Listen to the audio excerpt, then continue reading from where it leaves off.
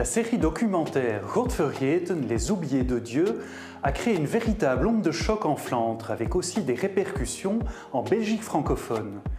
Après avoir entendu ces témoignages de victimes d'abus sexuels par des représentants de l'Église, des centaines de personnes ont demandé à être débaptisées.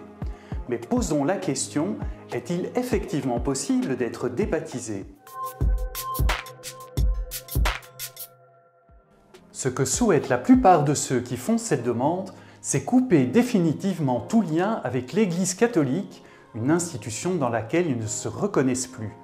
Pour quelques autres, il s'agit de renoncer à la foi chrétienne.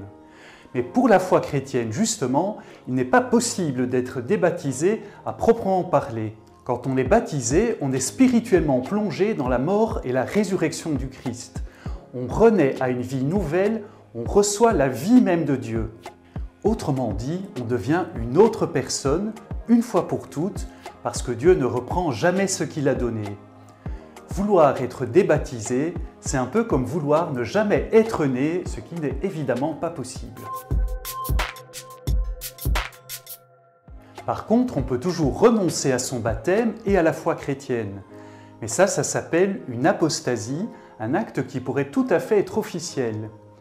Puisqu'un tel acte officiel n'existe pas, peut-être que l'Église catholique pourrait proposer de signer une déclaration d'apostasie pour ceux et celles qui renoncent à la foi chrétienne, et prévoir aussi un acte pour ceux qui souhaitent quitter l'Église. Document ou pas, Dieu respectera toujours nos choix et continue de nous aimer.